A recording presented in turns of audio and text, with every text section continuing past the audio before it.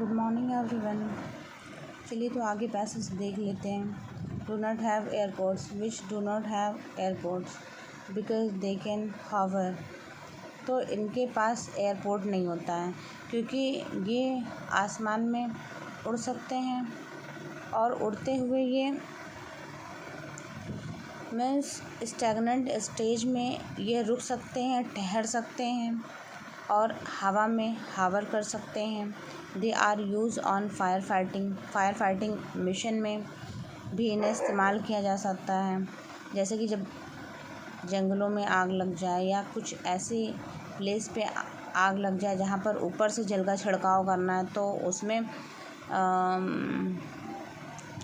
Helicopter का इस्तेमाल किया जाता है।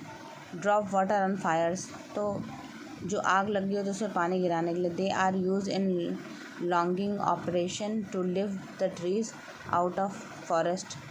तो ये लॉन्गिंग ऑपरेशन में यूज़ होते हैं जिसमें कि पेड़ों को हटाया जाता है फॉरेस्ट से। जैसे कि हम देखते हैं, मालूम है हमें कि फॉरेस्ट में जब अग्नि फैलने लगती है तो वहाँ पर हेलीकॉप्टर का इस्तेमाल किया जाता है। जैसे कि मैंने पहले भी आपको बताया है प्रीवियस वीडियो में। They are use in logging operation to lift tree out of forest. तो ट्रीज़ को बाहर निकाल के लाने में helicopter are use as an air ambulance. Air ambulance के रूप में भी हेलीकॉप्टर का प्रयोग किया जाता है। To air lift the patient out of the situation. अब जैसे कि पहाड़ी क्षेत्रों में हम देखते हैं कि बहुत ज़्यादा टूरिज़्म है, वहाँ पर टूरिस्ट जाते आते रहते हैं और ऐसी सिचुएशन जहाँ पर इमरजेंसी है, ग्रिम सिचुएशन है, डायर कॉन्सिक्वेंसेस हैं, कोई हेल्प इजीली अवेलेबल नहीं है, तो वहाँ पर हेलीकॉप्टर के द्वारा मेडिकल हेल्प भी पहुँचाई जाती है। एम्बुलेंस के द्वारा एयरलिफ्ट किया जाता है पेशेंट को जो बहुत ही ग्रिम सिचुएशन में होते हैं। Which are and difficult to reach by the conventional ambulance. जहाँ पर कन्वेंशनल मीन्स होता है परंपरागत, कन्वेंशनल एम्बुलेंस नहीं पहुँच पाती। The police use helicopter to follow suspect on the ground on to search for the cars on the ground. तो अब पुलिस भी यूज़ करती है हेलीकॉप्टर को कुछ सस्पेक्ट संदिग्ध लोगों के लिए ऑन द ग्राउंड, जो ज़मीन पर भाग रहे होते हैं, कार से भाग रहे होते हैं और उन्हें हेलीकॉप्टर से चेज़ करते हैं। जैसे कि मूवी में होता है, आपने देखा होगा कई मूवियों में कि कार से मुजरिम भाग रहा होता है और पुलिस वाले हेलीकॉप्टर से चेज़ कर रहे होते हैं। Follow the suspect on the ground or to search for car on the ground. Of course helicopter have military use भी किया जाता है हेलीकॉप्टर के द्वारा because of their design and capabilities. क्योंकि इतनी सारी योग्यता और क्षमता लिए हुए रहता है हेलीकॉप्टर, तो इसलिए मिलिट्री में भी प्रयोग में लाया जाता है। और भी बहुत सारी यूजेस हैं। तो इस तरह से ये पैसेज यहीं पर समाप्त होता है। चलिए कुछ क्वेश्चंस देख लेते हैं। कंजेस्टेड, बहुत भीड़ भाड़ वाला स्थान। The word congested in the passage. Congested means बहुत भीड़ भाड़ वाला स्थान। इस शब्द का अर्थ विकल्प B place has no place के द्वारा व्यक्त किया जाता है, जिसका अर्थ होता है ऐसा स्थान जहाँ थोड़ी भी जगह नहीं। प्लेस हैज़ नो प्लेस, तो ऐसा स्थान जहाँ पर थोड़ी भी जगह नहीं है। A helicopter can hover while an airplane cannot. According to the passage, hover in this passage is fly side में देखते हैं क्या है पैसेज के। हावर, हवा में एक ही स्थान पर टिके रहना। हावर का मतलब होता है हवा में एक ही स्थान पर टिके रहना। विकल्प 1 सही है। Stay at one place in the air. Point out of grammatical category of the word perform in the passage B. Verb, perform क्या है? वर्ब है। द वर्ड कैटेगरी, परफॉर्म किसी कार्य को करना, यह एक वर्ब क्रिया है, अतः विकल्प भी सही है। Why is helicopter use as an ambulance. Ambulance की तरह क्यों यूज होता है? It reaches the inaccessible places easily. जो प्लेसेस पहुँच से बाहर होते हैं वहाँ पर ईजिली पहुँच जाता है। Why is a helicopter use as an ambulance. Helicopter का प्रयोग एम्बुलेंस के रूप में किया जाता है। इस प्रश्न का उत्तर विकल्प सी सही है। It reaches inaccessible places या न पहुंचने वाले स्थानों पर भी आसानी से पहुंच जाता है। देखिए बहुत अच्छी बुक है। एक एक सेंटेंस की हिंदी आपको दी हुई है। जो हिंदी मीडियम स्टूडेंट्स हैं, जिन्हें बिल्कुल भी इंग्लिश के पैसेज समझ में नहीं आते हैं, कैसे ट्रांसलेट करें, कैसे समझें पैसेज को, बहुत टफ लगती है English.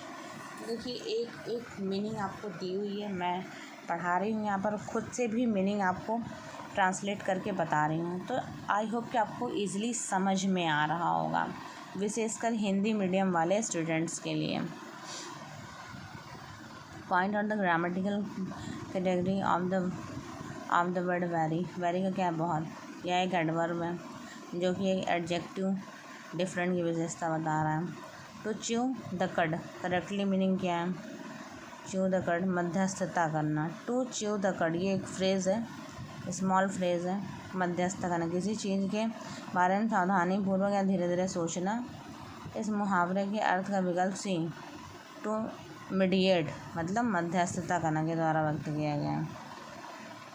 He was very much ashamed of, ashamed के साथ ऑफ लगाते हैं, his mischief. Ashamed of something, किसी चीज़ के लिए शर्मिंदा होना। रिक्त स्थान पर प्रीपोजिशन ऑफ का प्रयोग हो। प्रीपोजिशन है of. He was very much ashamed of his mischief, वो अपनी गलती के लिए बहुत ज़्यादा शर्मिंदा था। ठीक है, आगे देख लेते हैं B. Had he stood first he would have gone to America. अगर वह पहले खड़ा होता तो वह अमेरिका जा चुका होता। हैड ही स्टूड फर्स्ट, यदि वह पहले खड़ा होता तो वो बहुत पहले ही अमेरिका जा चुका होता। He would have gone to America, यदि वह प्रथम आया होता। अगर वह प्रथम आया होता तो वह अमेरिका जा चुका होता या गया होता। तो आज के लिए बस इतना ही। तो हमारे इस चैनल को लाइक, शेयर और सब्सक्राइब कर लीजिए।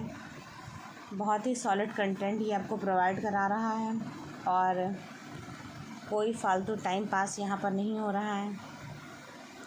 हम एक जेन्युइन स्टूडेंट क्रिएट करते हैं जो कि एग्ज़ाम क्रैक करने के पर्सपेक्टिव से आपको बिल्ड कर रहे हैं, ताकि असफलता का नामो निशान आपकी लाइफ में ना रहें और आप एक सरकारी नौकरी प्राप्त कर सकें।